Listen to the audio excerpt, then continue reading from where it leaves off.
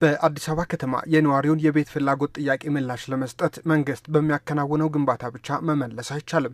ይህንንም የተገነዘበው አስተዳደሩ ውጤታማ ስራ ለመስራትና የዜጎችን ፍላጎት ለማርካት የግሉ ዘርፍ ከመንግስት ጋር በአጋርነት በቤት ልማት መርሃ ግብሩ እንዲሳተፍ መደረጉም አንዱ አማራጭ ነው። መንግስት የጋራ መኖሪያ ቤቶችን ብቻ እየገነባ እንዲያቀርብ ያስቀመጠው ስትራቴጂ አሁን እጅግ እየጨመረ ከሚሄደው የመኖሪያ ቤት ፍላጎት ጋራ በቂ ምላሽ እንድንሰጥ እንደማያደርገን አምነን አማራጮችን አቅርበናል። አንዱ አማራጭ በነበረው መንግስት እየገነባ የሚያቀርብበትን አካሄድ ማስቀጠል፣ ሁለተኛ የግልና የመንግስት አጋርነትን ማጠናከርና መስራት፣ በማህበር ተደራጅተው መስራት የሚችሉ የከተማችን ነዋሪዎች እየተደራጁ መስራት እንዲችሉ፣ በመቀጠልም የግልና የግል አጋርነት እንዲጠናከርና ገንዘብና መሬት ያለው የተለያዩ አቅርቦት ያለው ማህበረሰብ እየተደራጀ በጋራ በአጋርነት እንዲሰራ የማድረግ እንዲሁም በሪል ስቴት ፕራይቬቱ ማቅረብ እንዲችል ማድረግ ነው። የዚሁ አንዱና የቤት አቅርቦት አማራጭ የሆነው አስተዳደሩ ከአያት ሪል ስቴት ጋር በአጋርነት ያስጀመረው ግንባታም ተጠቃሽ ነው። በካዛንቺስ ላይ ያስጀመርነው የመኖሪያ ቤት ግንባታ ከአያት ሪል ስቴት ጋራ ወደ 13700 ያክል የሚሆኑ ቤቶች ናቸው። እዚሁ ካዛንቺስ ሳይት ላይ በ18 ወራት ውስጥ ወደ 15000 የሚሆኑ ቤቶችን ገንብተን ለህዝባችን እናቀርባለን ብለን አቅደናል። ማብራሪያዎችን ሊሰጡን እዚህ አጠገቤ እንግዳ ይገኛሉ። ኢንጂነር ዘሪሁን አምደማርያም ይባላሉ። የአዲስ አበባ ከተማ አስተዳደር የመንግስትና የግል አጋርነት ጽሕፈት ቤት ኃላፊ ናቸው። አመሰግናለሁ ኢንጂነር ዘሪሁን። እስኪ በቅርቡ የግንባታው ከተጀመረው ከካዛንቺስ አካባቢ የቤት ልማት እንነሳና በካዛንቺስ አካባቢ እንግዲህ ወደ 20000 የሚደርሱ ቤቶች እንደሚለሙ ይፋ ተደርጓል። እስቲ ማን ነው የሚያለማው? ሁሉም ቤቶች በአጠቃላይ በዚህ በተቀመጠው የመንግስትና የግል ዘርፍ አጋርነት የሚለሙ ናቸው ወይስ ተጨማሪ የልማት አጋሮች የሚያለሟቸው ቤቶች ይኖራሉ? የአዲስ አበባ ከተማ አስተዳደር የነዋሪውን የቤት ጥያቄ ለመመለስ ወደ 4 አማራጮችን አስቀምጦ እየሰራ ነው ያለው። የመጀመሪያው በመንግስት አስተባባሪነት ከመንግስት በጀት እንዲሁም ከበጎ አድራጊዎች ጋር በማስተባበር የሚሰሩ ናቸው። ሁለተኛው የመንግስትና የግል አጋርነት ከመንግስትና የግል አጋሩ አቅማቸውን አንድ ላይ በማምጣት የሚተገብሩት ነው።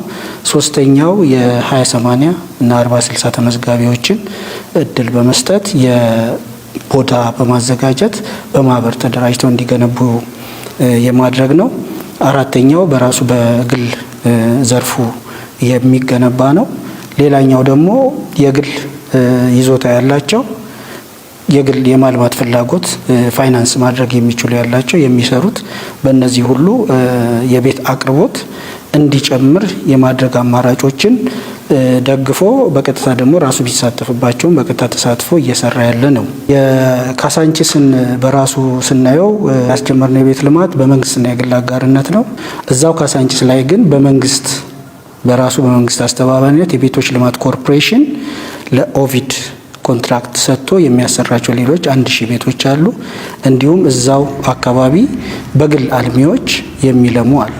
እነዚህ ሶስቱ ሲደማመሩ ነው በካዛንቺስ መልሶ ማልማት ወደ 20000 ቤቶችን በሚቀጥሉት 18 ወራት ማቅረብ የሚያስችል ሁኔታ በከተማ ውስጥ ይፈጠራል እዛው አካባቢ ላይ የሚለውን የሚገልጽ ነው ማለት ነው። በዚህ በመንግስትና በግል ዘርፍ በሚገነቡ ቤቶች ውስጥ የመንግስት ድርሻ ምንድነው? የከተማ አስተዳደሩ ድርሻ፣ የአልሚው ባለሀብት ድርሻስ ምንድነው? በቤቶች ክፍፍሉ ረገድስ እንዴት ነው የሚሆነው? በደንባችን አስቀምጠን እየሄድን እንዳለ ነው የ70/30 ነው። 70% የልማቱ ድርሻ የግሉ ይሆናል፣ 30% የልማቱ ድርሻ የመንግስት ይሆናል የሚል ነው። የ70% ድርሻ የሚወስድ የግሉ ሙሉ በሙሉ ፕሮጀክቱን ፋይናንስ የማድረግ ኃላፊነት ይወስዳል። አጠቃላይ የቴክኒካል አቅሞችን ከሱ የሚጠበቁ ናቸው። በመንግስት በኩል መሬቱን ከሊዝ ነጻ ክፍያ ያቀርባል። እስከ ሳይቱ ድረስ አስፈላጊ መሰረተ ልማቶችን ያቀርባል። እንዲሁም ፐርሚቶችን ፍቃዶችን የተለያዩ ቢሮክራቲካሊ የሚፈጸሙ ጉዳዮችን በሙሉ ሳፖርት ያደርጋል፣ ፋሲሊቴት ያደርጋል። በዚህ የ30% ድርሻ ያገኛል። በካሳንቺስ አያት መንደር ግን የመንግስት ድርሻ ከፍ እያለ የመጣበትን የሚያሳይ ነው። 65% የግሉ ዘርፍ፣ 35% የመንግስት ድርሻ ነው ማለት ነው። ይህም የሚያመላክተው በካሳንቺስ አያት ለፐብሊክ ወይም ለህዝቡ የምናቀርበው የቤት ቁጥር ከፍ ያለ ነው ማለት ነው ከመደበኛው። ይህን የምናደርገው ደግሞ መንግስት የሚወስዳቸውና ለአነስተኛ ገቢ ላለው ነዋሪያችን የሚያቀርባቸው የቤቶች ቁጥር እንዲጨምሩለት የሚያደርገው ነው ማለት ነው። የቤቶቹን የማስተላለፍ አንዱ ነው፣ ከዚህ በፊት ይደረግ እንደነበረው። ሁለተኛው ቤቶቹን በኪራይ የማቅረብ ሂደቶች ሊከተል ይችላል። በጣም በርካታ የ2005 ቆጣቢዎች እንዳሉ ይታወቃል። እነዚህ የቤት ልማት አማራጮች ውስጥ በምን አይነት መንገድ ነው እነዚህን ሲቆጥቡ የነበሩ ነዋሪዎችን የሚያስተናግዱት? ሌሎችስ ነዋሪዎች እንዴት ታሳቢ የሚደረጉት? ሁሉም ፕሮግራሞች ታሳቢ የሚያደርጉት የቤት አቅርቦቱን የማስፋት ነው። የቤት አቅርቦቱ በሚሰፋና በተለያየ ሞዳሊቲስ ለፈላጊዎች የሚተላለፍበት ሁኔታ ሲፈጠር ተደራሽነቱ ይሰፋል የሚል ግምት ይወሰዳል። ስለዚህ መንግስት በራሱ በሚደርሰው ድርሻ የተለያዩ ጉዳዮችን የመግዛት አቅሞችን፣ የመከራየት አቅሞችን ከግምት በማስገባት መዝግቦ የያዛቸውን የቤት ፈላጊዎች ተደራሽ የሚያደርግበት ሁኔታ ይፈጥራል። ከዛ ባለፈ ደግሞ መግዛት የሚችሉ ዜጎች አሉ። የግል ዘርፉ ደግሞ ከኛ ጋር ሲሰራ ሰርቶ አትርፎ እንደገናም ሰርቶ እንደገናም የቤት ፍላጎቱን የሚሞላ አቅርቦት ማቅረብ መቻል አለበት። በዛ ደረጃ ይሄዳል ማለት ነው። ስለዚህ ከፍተኛ ገቢ ያላቸው ቤት መግዛት የሚችሉ ንብረት ማፍራት የሚፈልጉትን አድሬስ ያደርጋል። መካከለኛ አነስተኛ የሆኑትን ደግሞ መንግስት በሚያገኘው ድርሻ ተገቢውን ግምት በመውሰድ አቅርቦቱን አስፍቶ የሚሄድ ሁኔታ ይፈጥራል። ገበያውን የማረጋጋት ሁኔታ ይፈጥራል ማለት ነው። በአጠቃላይ ግን ፕሮግራሞቹ የቤት አቅርቦትን የማስፋት ዓላማ ያላቸው ናቸው ማለት ነው። በእነዚህ ፕሮግራሞች ቀደም ሲል ባልኩት በማህበራት ተደራጅተው እንዲገነቡ ጥሪ የተደረገላቸው የ20/80 የ40/60 ተመዝጋቢዎች ናቸው። ከ70/30 ወይም ከ65/35ቱ ድርሻም እንደዚሁ እነዚህን ተመዝጋቢዎች ከግምት ውስጥ አስገብቶ ለነሱ በሚደርስበት ሁኔታ ይካሄዳል። እንግዲህ አቅርቦቱ ከሰፋ እነዚህ ተመዝጋቢዎች በሁሉም አቅርቦቶች እድል አላቸው ማለት ነው። ቤት የማግኘት እድላቸው ይሰፋል ማለት ነው።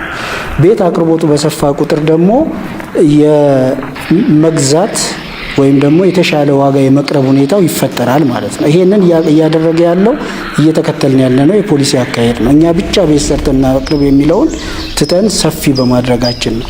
በዚህ ደግሞ የቤት አቅርቦትን ከጨመርን እነዚህ እየቆጠቡ ያሉ አካላት የተለያዩ አማራጮች ይከፈቱላቸዋል ማለት ነው።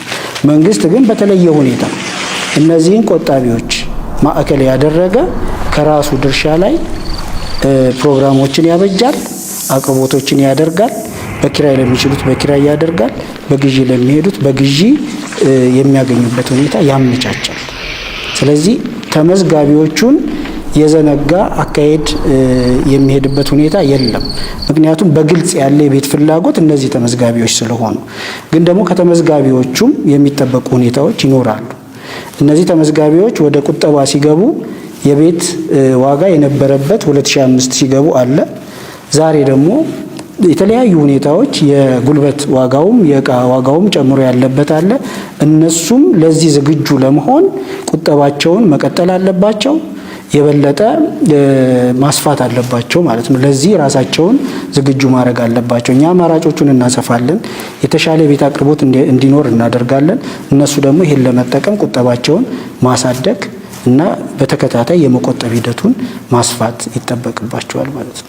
ኢንጂነር ዘሪሁን አምደማርያም የአዲስ አበባ ከተማ አስተዳደር የመንግስትና የግል አጋርነት ጽሕፈት ቤት ኃላፊ፣ በአጠቃላይ በከተማዋ የመኖሪያ ቤት የፍላጎትና አቅርቦትን የማመጣጠን ሂደት ላይ ለሰጡን ማብራሪያ አመሰግናለሁ።